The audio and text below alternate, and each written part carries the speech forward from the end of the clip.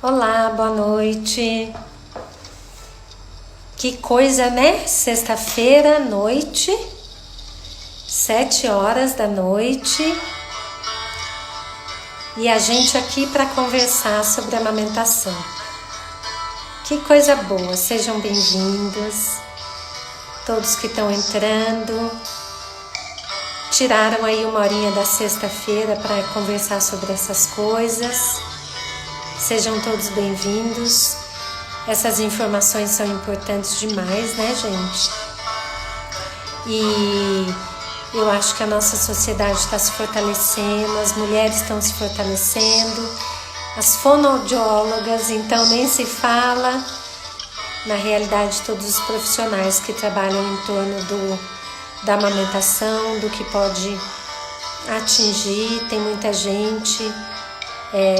Eu acho que a união é muito importante, que as informações tenham uma coerência, uma congruência, isso ajuda muito.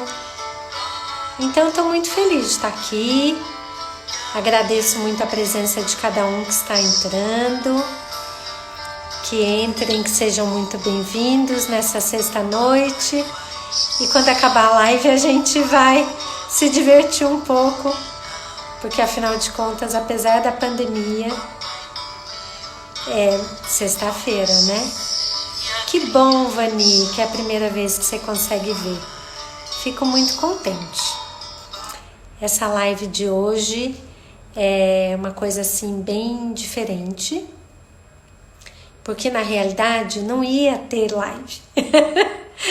Mas daí as coisas vão se aquecendo, né?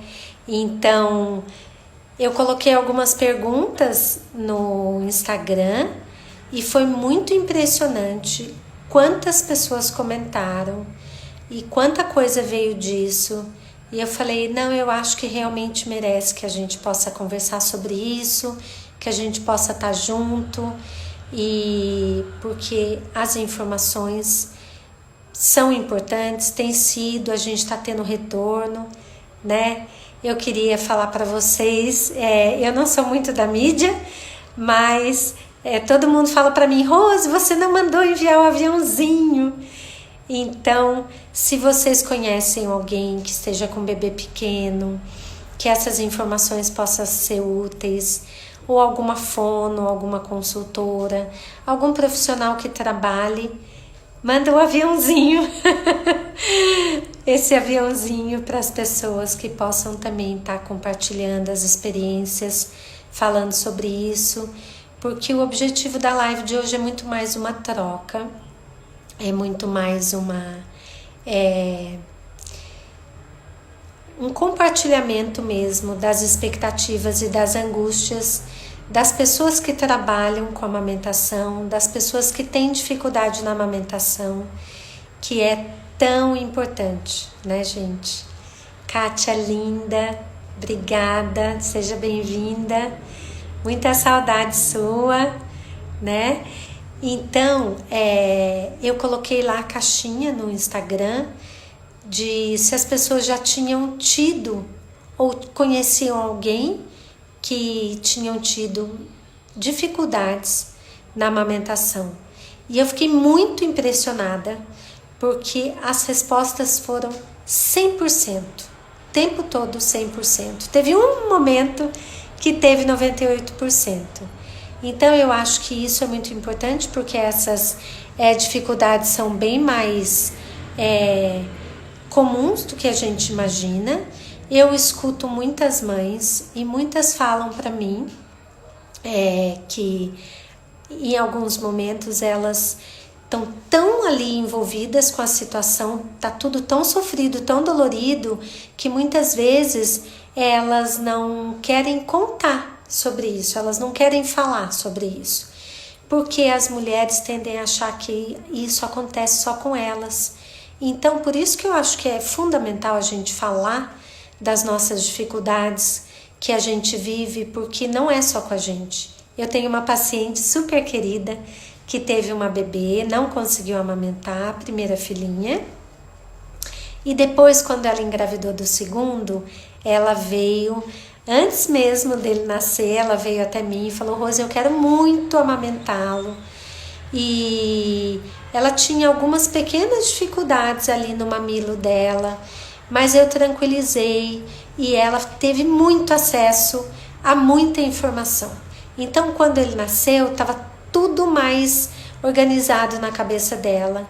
Eu acho que é muito sério que essas informações possam chegar às mulheres, para que elas possam fazer as escolhas delas. Óbvio que não existe um manual, não existe manual de amamentação.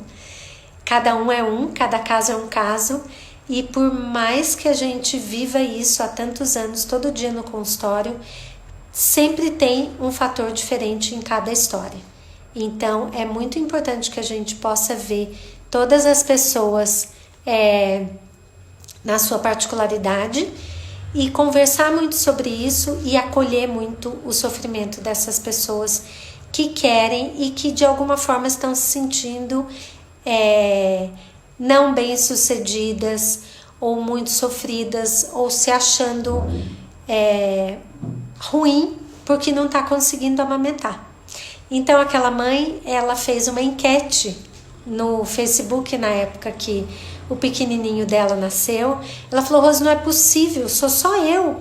Eu falei: não é só você. Mas ela fez uma enquete no Facebook, eu até tirei um print e eu mostro nas minhas aulas, porque é muito legal, porque o número de pessoas que falou para ela, que declarou lá que tinha tido a dificuldade e ela nunca sequer tinha ficado sabendo sobre isso. Então eu acho que é importante a gente poder falar muito disso, poder preparar as pessoas e elas estarem preparadas para esse momento. Então queria comentar com vocês as respostas. Eu não consegui nem responder a todas, peço desculpa, mas foram muito interessantes, né? Uma coisa que muitas pessoas falaram foi sobre a rede de apoio. Teve o ano passado que eu lembro que eu fiz um post e uma prima ficou muito feliz porque era um post dizendo: quando alguém tem bebê perto de você e está tentando um processo de amamentação e às vezes esse processo está difícil, o que é importante? Palpite, gente, não ajuda. Palpite estraga, piora, porque são tantas pessoas querendo dar palpite. Óbvio que todo mundo quer ajudar, quer dar o bem, mas os palpites normalmente não ajudam. Então é muito legal poder ligar para essa mãe, dizer: você quer alguma coisa para comer? Deixar na casa dela um prato de comida que ela possa comer, um bolo, ou falar: você precisa que lave alguma roupa, ou que passe alguma roupa, ou que vá ficar com o bebê em algum momento para você dormir. Enfim, se colocar disponível para essa família que está ali nesse momento tão difícil. Isso ajuda bastante, é uma outra forma de rede de apoio. Antigamente as mulheres tinham nas famílias, as famílias eram muito grandes e elas se ajudavam entre si. Ter bebê perto das irmãs e da mãe é uma coisa maravilhosa, né? Eu não tive essa felicidade e eu falo que eu nunca quis tanto ter minha família próxima de mim quando o momento que as minhas filhas nasceram. Mas eu tive amigas muito queridas e minha mãe veio. Normalmente a relação da gente com a mãe pode ser conflitosa em alguns momentos, especialmente esse que a gente vai assumir uma maternidade, mas muitas vezes esse apoio ali, essa presença de alguém que já viveu pode ajudar muito. Óbvio que isso depende da relação que a gente tem com a mãe da gente também, né? Mas isso também pode ajudar. Mas a gente sabe que as comadres e as amigas, hoje a gente faz aí uma rede muito rica. E os maridos, os pais, ou o companheiro ou a companheira daquela mulher, é muito importante, né? Porque uma das pessoas respondeu lá na caixinha que às vezes as pessoas que estão ao lado acham que aquele bebê, que aquela mulher não vai dar conta, porque às vezes é sofrido. Quando tá doendo, quando tá machucada a mama, tem fissura, tem sangramento, então é muito dolorido. E muitas vezes as pessoas querem poupar aquela mulher, estão com dó e falam: ai, para com isso, vamos dar uma fórmula, vamos dar uma mamadeira. Mas na realidade, se essa mulher realmente quer amamentar, se isso é o desejo dela, eu acho que é importante apoiá-la, falar: tá difícil, vamos tentar entender o que está acontecendo, por que isso está acontecendo, vamos procurar ajuda, vamos conversar com o pediatra. Acho que o pediatra é aquele profissional que é a nossa referência, sempre, nesse momento que é tão conturbado. Então, o papel do pediatra é fundamental sempre, e ter esse acolhimento e ele poder indicar, ajudar, olhar como é que está acontecendo essa amamentação, indicar um tratamento, ver o que é que está acontecendo de errado, por que pode estar machucando essa mulher. Teve uma vez que eu vi um pai e aquilo me comoveu, porque ela estava amamentando e mordendo a mão. E daí o pai olhou para ela e falou assim: calma, amor, respira fundo, morde a minha mão. Gente, foi tão lindo, eu fiquei emocionada na hora. Ele falou: morde a minha mão, vai passar, e já tudo isso passou e você vai conseguir amamentar. Então isso é fantástico, porque isso é um apoio, né? Eu acho que o apoio, antes de tudo, é saber, tem que partir do pressuposto do que essa mulher quer, qual que é o desejo dela. E se a gente quer alguma coisa, não quer dizer que a gente não vai ter alguns momentos de fraqueza, porque é muito difícil. Se você tá com dor, inclusive essa foi uma outra das respostas que colocaram lá, que compartilharam comigo. A dor, a gente sabe que os últimos estudos mostram que é um dos principais fatores do desmame precoce, porque amamentar com dor, só quem já passou por isso sabe o quanto é difícil. Então, às vezes a mulher tá sangrando ali, aquilo tá rachado. Eu atendi uma mãe essa semana e ela falou para mim: Rose, parece que eu sou fraca, as pessoas não acreditam, mas para mim a dor é tão forte que equivale à dor das contrações do parto. Eu falei: uau! Meu Deus, eu não vivi isso, eu não tive dor, mas eu posso imaginar o quanto isso é dolorido. Então a riqueza desse apoio, de estar ali, poder olhar, seja sua amiga, seja sua irmã, seja sua prima, seja sua vizinha, seja sua filha, seja quem quer que seja, olhar e falar: fica firme, vamos tentar entender o que está acontecendo e nós vamos dar um jeito, essa dor tem que passar. E passa quando a gente entende o que está acontecendo, o que está acontecendo de errado, o que está em jogo, realmente isso passa. E daí é a coisa mais gratificante que existe no nosso trabalho, né? Então, para as fonos que estão aqui e também para as mães que estão aqui, e para todos de forma geral, porque isso eu não acho que seja uma informação importante só para quem é mãe, mas é para todo mundo. Mas a questão do raciocínio clínico nosso, poder olhar e entender. Uma das respostas da caixinha foi fantástica, porque foi uma pediatra muito querida. Ela respondeu: são várias. Esses são várias é de uma riqueza, porque mostra pra gente a complexidade desse ato de amamentar. Tem muita coisa envolvida. Não existe um manual, assim como criar filho, ter filho, não tem manual. Então, eu acho que é aquele momento, e mesmo que a mulher já seja mãe em algum momento, todo filho é o primeiro filho. Não tem como. Por mais que você já tenha vivido, pode ser que a tua experiência, que você já tenha vivido em algum momento, ela fique mais, você se sinta um pouco mais segura, mas isso não garante também que a mulher vá se sentir totalmente sabendo o que vai fazer, porque aquele bebê é o primeiro momento dele com aquela mulher. aquele bebê é único, ele vai reagir de uma forma única e essa mulher também vai responder a isso, e a gravidez dela foi diferente, e a concepção desse bebê foi diferente, e toda a história foi diferente, e tudo isso vai considerar. Então a gente precisa que tenha a mãe, que tenha todo o contexto, essa rede de apoio, e daí ainda tem as questões fisiológicas, tem as questões emocionais. Uma pessoa respondeu na caixinha uma coisa super interessante que eu amei, que ela falou que em alguns momentos a mulher não reconhece o próprio corpo, e é exatamente isso. Quando a mulher dá à luz, o que pode acontecer é que a gente simplesmente não se conhece, não se reconhece. A gente tem atitudes que muitas vezes a gente fala, uau, quem sou eu? Quando eu vou contar uma coisa minha, quando eu estava grávida da minha primeira filha, que está aí, lindona, participando,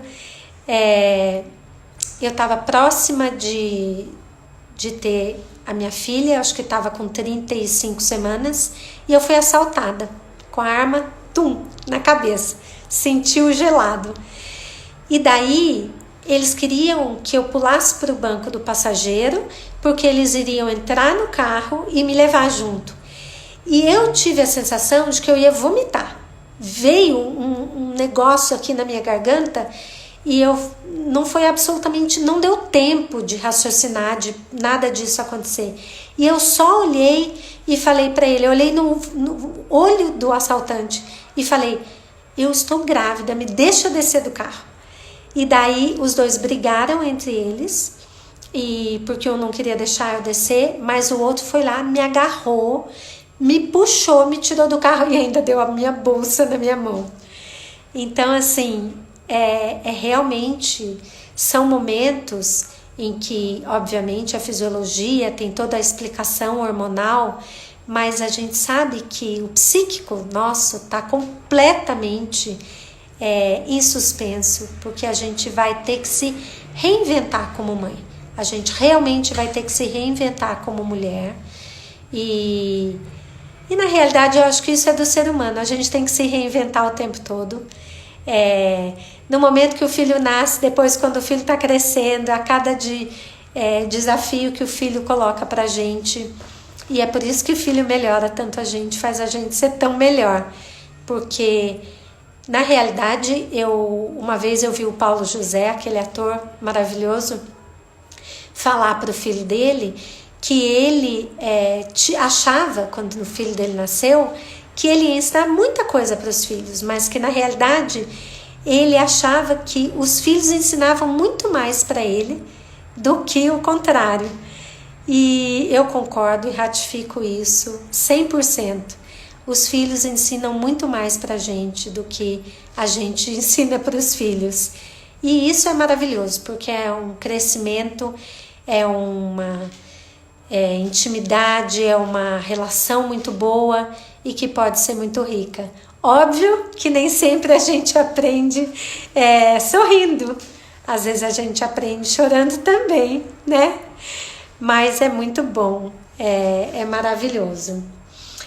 Outras coisas que foram colocadas nas caixinhas foram coisas que a gente já vem abordando aí nessas lives, porque eu não sou não sou fã de câmera, porque não me sinto à vontade. Mas na realidade, com a pandemia, começou a surgir situações tão graves, tão importantes, que eu falei, meu Deus, as pessoas têm muito pouca informação sobre isso. E daí eu comecei a trabalhar um pouco mais em cima disso.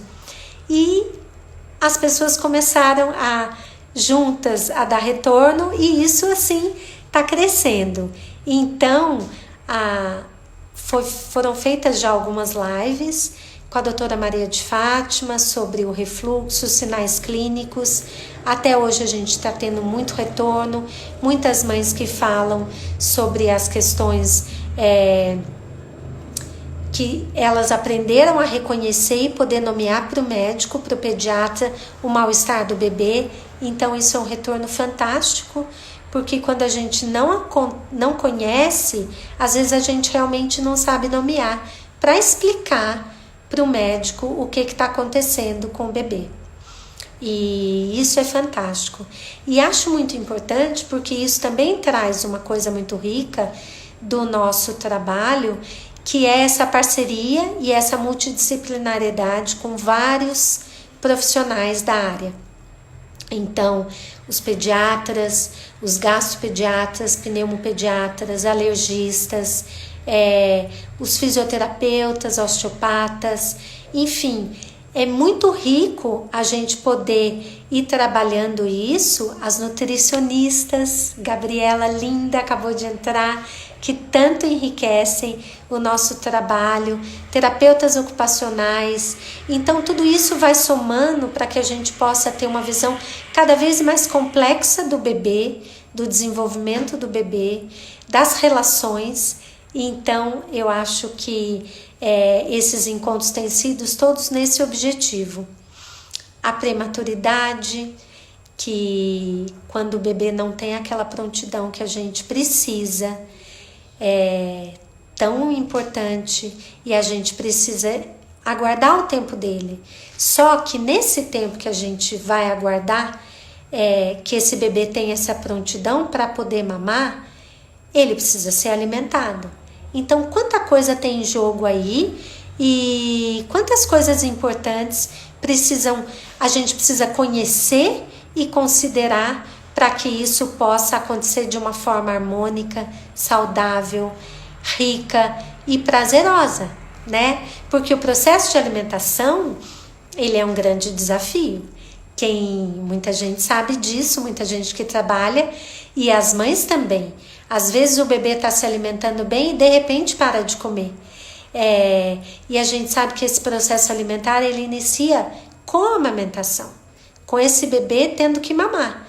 E obviamente ele vai mamar de um jeito ou de outro, ou no peito ou na mamadeira, mas ele precisa se alimentar, ou no copinho, ou na seringa. Enfim, a gente tem vários métodos para começar aí esse processo, mas a gente sabe também que o leite materno é o alimento mais rico que existe na face da Terra, do nosso planeta. Eu não sei se isso é fato para todo mundo. É conhecido de todos, porque não existe nenhum alimento que tenha a complexidade nutricional do leite materno. Então isso é maravilhoso, né, gente? Isso, mas desafio e doação, exatamente, Tatiana, é um grande desafio e é uma doação enorme. Às vezes a gente tá lá, trabalha no consultório com o bebê, com a mãe, e a gente vê que aquela mãe assim se mata para conseguir. E daí na hora que ela consegue aquele aleitamento exclusivo, ela fala: uau, Rose, agora eu tenho que ficar 24 horas disponível? Não, gente. Amamentar não pode ser escravidão. Nada que é saudável, nenhuma relação saudável pode ser escravidão. E daí a gente tem os protocolos de amamentação, especialmente da academia americana, que são muito razoáveis com a mulher, que eu acho que eles são muito mais, que eles dão lugar de muito mais consideração para a mulher, porque eles viabilizam mais. Uma das perguntas que veio nas caixinhas foi o desencontro de informações, e isso eu escutei de uma mãe essa semana. Rose, é assustador, porque você fala com um profissional, ele fala uma coisa, você fala com outro profissional, ele te fala outra coisa completamente diferente. Então, é muito importante que os profissionais que trabalhem com amamentação tenham discursos coerentes. Óbvio que não tem como a gente trabalhar de forma igualitária, todo mundo. Cada um tem suas diferenças e a gente tem formações diferentes, né? O pediatra tem a formação, mas a fono tem a outra, a consultora tem a outra, a físio tem a outra, mas na realidade, quando a gente fala a mesma língua, a gente troca as informações sobre o bebê e vai criando uma conexão. Isso é fantástico. Eu tenho dado mais supervisão agora, nessa época de pandemia, e eu tô sentindo uma coisa deliciosa que eu sempre gostei muito, que é essa troca de informações. Porque quando você acrescenta para um paciente, você também ganha. Você se enriquece, você aprende muito com aquele bebê, com aquela mãe, com aquele pai, com aquela família que está ali sendo atendida. E a gente cresce. Por que quando a gente tem um curso, por exemplo, curso X, 10 pessoas fazem o curso X, por que esse curso, as 10 pessoas que fizerem não vão sair atuando de forma idêntica? Porque cada um vai lidar com as informações que tiveram no curso, com o repertório que a gente já tem, né? E as conexões que a gente faz com as informações que a gente tem, vai depender desse nosso repertório. Então, às vezes eu escuto minha amiga físio falando de alguma coisa que ela nem pensou em amamentação, nem pensou em bebê, e eu falo, uau, meu bebê talvez possa se beneficiar disso. Eu escuto a pediatra dando uma informação sobre o bebê e eu posso conectar sobre alguma coisa da amamentação. E também posso dar o retorno. Eu acho que a gente dá o retorno sobre o que a gente faz e mostrar, fazendo o raciocínio clínico e dando o nosso retorno para os profissionais que trabalham em conjunto para o benefício desse bebê. A equipe cresce junto e aprende junto. Cada um na sua particularidade vai crescendo e vai crescendo e acrescentando muito para a qualidade de vida desse bebê e da família, né? Então isso eu acho muito importante. Uma outra pergunta que veio foi uma mãezinha se lamentando do frênulo do bebê. Então a gente teve também aquela live com a Roberta Martinelli, querida, que foi quem fez o nosso protocolo do teste da linguinha, que foi tão bem feito, que ela fala tão bem, tão maravilhosamente. E a gente sabe da importância disso, porque isso pode impactar não só na amamentação. E isso é uma pergunta que todas as mães me fazem. O frênulo, quando ele está realmente alterado, ele vai pode impactar na amamentação, ele pode impactar no crescimento da boca, porque a gente tem um céu da boca que pode crescer assim, para cima e estreito, ou ele pode crescer se abrindo para caber todos os dentinhos. Então, isso é super importante, porque a língua, quando a gente fala lá, eu e a Roberta, que é a posição da língua em repouso, o que quer dizer isso? A língua, ela descansa na boca, apoiada no céu da boca. Esse repouso da linguinha, que é músculo, que é molinho, mas o músculo, justamente por ser mole, ele consegue moldar o osso. Então, ele apoiado ali no céu da boca, ele vai fazer com que essa cavidade oral cresça de uma forma harmônica e muitas vezes evitando um aparelho, né? Essa oclusão, esses dentinhos vão ficar bonitinhos. A mastigação, a gente sabe da importância da mastigação no desenvolvimento da criança e a gente precisa de movimentos de língua para essa mastigação. Obviamente, não só de língua, é todo um conjunto muscular. A gente tem os músculos da mastigação, que são fundamentais, mas a gente tem a lateralidade dessa linguinha que vai precisar acontecer para jogar esse alimento, né, para os lados, para poder ter um movimento de mastigação efetivo. E muitas vezes essa linguinha não lateraliza porque ela está presa. Eu tenho pacientes que eu já observei, às vezes na adolescência, que a mãe se queixa, fala, Rose, ela come feio, e daí ela chega e come assim. E isso não é porque ela quer, é porque ela não consegue de outra forma. E muitas vezes o que acontece é o frênulo. Então, os hábitos a gente percebe poucas coisas, mas eu falo que mastigar bem e engolir bem não é para quem pode, não é para quem quer, é para quem pode. Então, quando você vê seu filho mastigando de boca aberta, não adianta ficar brigando com ele. Obviamente, é importante conversar e chamar e mostrar para ele. Mas se ele tenta e ele não consegue, provavelmente ele tem alguma questão muscular para ele poder, que ele precisa ser ajustado para conseguir mastigar melhor, né? Outra coisa é a fala, que pode alterar os fonemas mais finos. Eles precisam de uma precisão, de uma elevação e vibração da linguinha.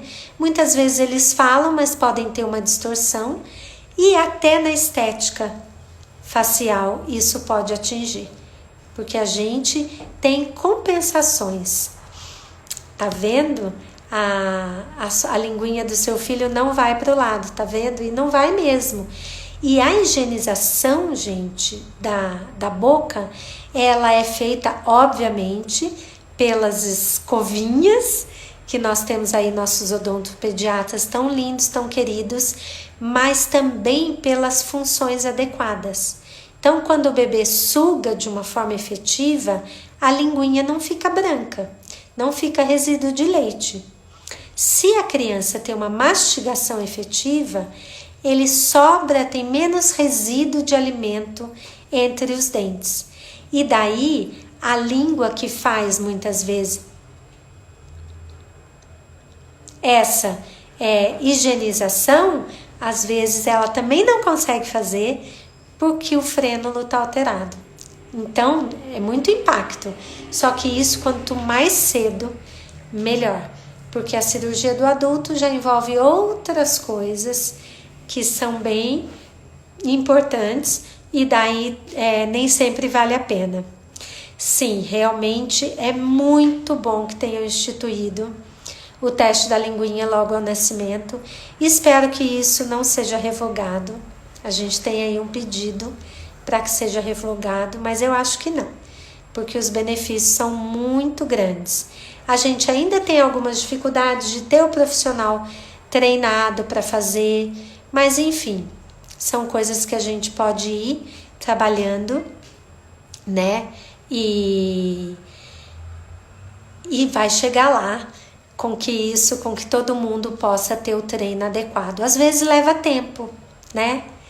Que bom, Thalita, foi péssimo, né? Eu sei, o pós-operatório no adulto é terrível, e daí a gente ainda tem a questão mais invasiva, né, doutora Ana? E tem a questão da cicatrização. Às vezes ela não é tão bem feita, ela já precisa, um outro tipo de cirurgia, precisa dos pontos e a gente não pode garantir. E uma cicatrização ruim para essa cirurgia pode ser tão ruim quanto o frênulo inadequado. Então, é difícil. Eu teria que fazer, mas eu não tenho coragem não, porque minha cicatrização não é boa. Então, eu prefiro não arriscar. Se eu tivesse uma cicatrização boa, eu com certeza faria, mas como eu não tenho, eu não vou arriscar, né? Enfim, que mais? Uma outra coisa que apareceu muito, gente, foi a introdução precoce da fórmula. Isso é muito discutido. Eu tenho um capítulo em um livro de pneumopediatria em que eu fiz um pequeno protocolo para os médicos, são 10 perguntas só, para os pediatras. No momento que perceber que aquele bebê não tem um ganho de peso adequado com a amamentação, com aleitamento materno exclusivo e vai precisar introduzir a fórmula, vamos tentar só entender. Então, o médico fazer para a mãe aquelas 10 perguntas. Se tiver uma pontuação acima de 4, vale a pena pedir a avaliação de uma fono. Por quê?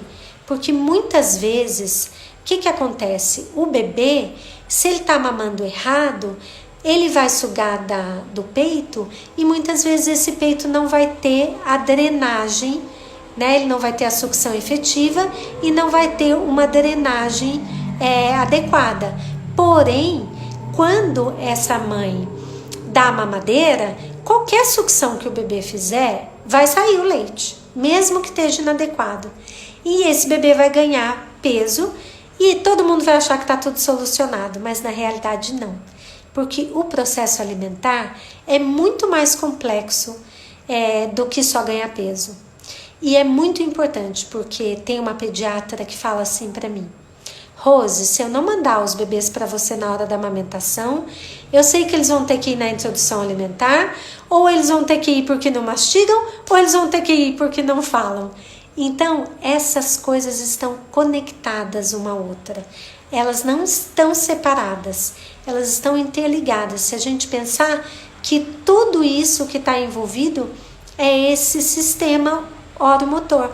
Língua, bochecha, lábio, musculatura de mastigação, cervical. Na realidade é o corpo todo, porque a gente é uma cadeia muscular, né? Então, por isso, tão importante que a gente possa estudar cada vez mais a anatomofisiologia e entender melhor o funcionamento tão complexo do bebê e para poder ajudar cada vez mais, né? E é por isso que os trabalhos interdisciplinares vão se conectando e se enriquecendo tanto. Esse protocolo, Thalita, eu tenho ele disponível e eu posso passar para quem quiser. É só me chamar no direct, são só 10 perguntas e daí vocês podem distribuir para os pediatras que vocês conhecem, que tem parceria, porque é bem interessante. Porque daí o pediatra pode responder isso e ele começar também a identificar se esse bebê tem uma dificuldade na mamada que não tinha sido identificada pela família, porque a gente acha que a dificuldade na mamada é só quando machuca, mas não. Tem muita mãe que não machuca, mas pode ter aquele bebê que a gente acha que é preguiçoso, que dorme muito, ou que é afobado, que é afoito, que é guloso. Será? Nem sempre, gente. Eu falo, não tem bebê afobado, gente. Eles estão descoordenados. Coitadinhos dos bebês. Vão recebendo assim, vamos dizer, características tão cedo, né? Muito cedo para eles receberem características de que é irritado, de que é bravo, de que é afobado, de que é preguiçoso. Não é assim. A gente tem que realmente tentar entender o que está acontecendo. E cabe a nós, profissionais que trabalhamos com amamentação, ajudar os pediatras a conhecer o nosso trabalho e entender o que ele precisa observar para, antes de oferecer essa fórmula, poder pedir uma avaliação. Ou se não, ele pode até oferecer a fórmula, mas imediatamente pedir uma avaliação, para não correr o risco de acontecer um desmame precoce, né? Enfim, eu acho que é isso. Vamos ver os comentários um pouquinho. Pode pedir que eu passo para todos vocês. Quem quiser esse protocolo, tá no livro, mas eu tenho também. Que bom que você ficou interessada, Márcia. É verdade, dá uma live, né?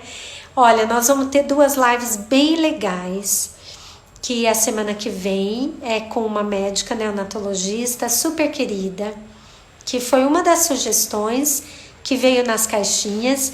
Então, quando vocês tiverem sugestões, façam, tá? Porque eu tô adorando essa troca com as pessoas que vivem isso junto comigo, porque meu marido às vezes fala: Rose, você não cansa de ver vídeo de bebê? Não canso, gente. Eu vejo o dia inteiro, eu adoro. Eu falo que eu sou meio galinha com os meus pacientes, porque eu quero saber tudo. Yáscara, querida, sua filha é linda, né? Maravilhosa.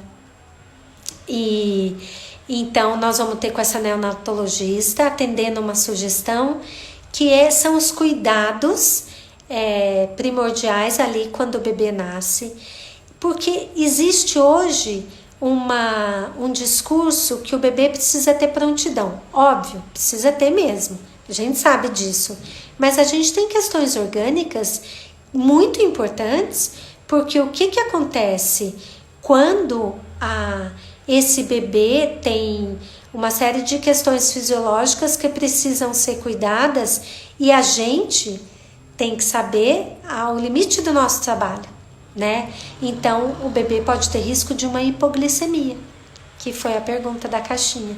Então, nós vamos conversar sobre isso terça que vem numa live.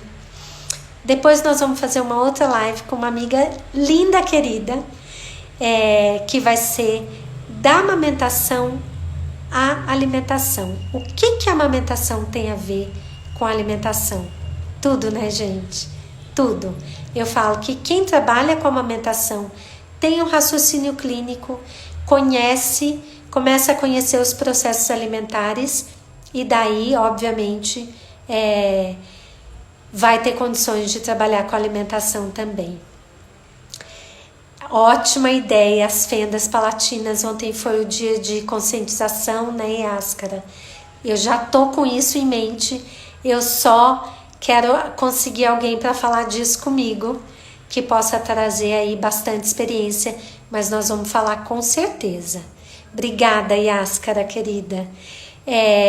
E a outra vai ser também sobre o lado psíquico que está em jogo na amamentação, de mães que têm situações de patologias psíquicas, que precisam de medicamentos, como que fica o aleitamento nisso, se precisa suspender, enfim, todo esse tipo de coisa, e poder falar aí que eu acho que a gente, enquanto trabalha com pacientes, com ser humano, e especialmente com bebê, que é um ser em formação, a gente precisa pensar na relação mãe-bebê, relação família-bebê.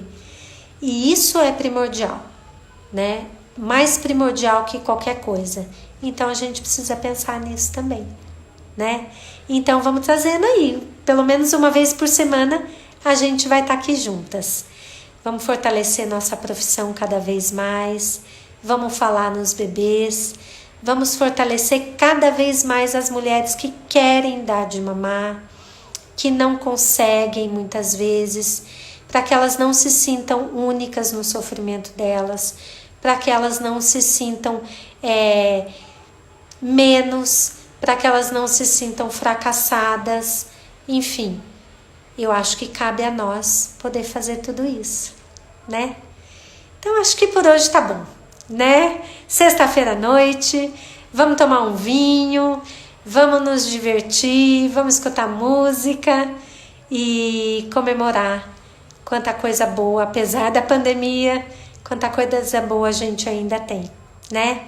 Agradeço de coração cada um que esteve aqui, tá bom? Que legal, Yáscara, que coisa boa.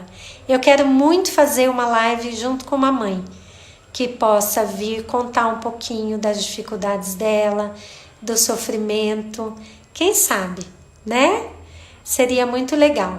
Eu acho que eu ainda escuto todos os dias das mulheres que elas se sentem muito mal. Elas sempre se culpam porque não deu certo a amamentação.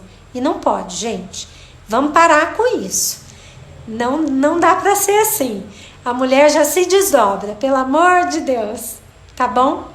Então, muito obrigada de coração, cada um que esteve aqui junto comigo.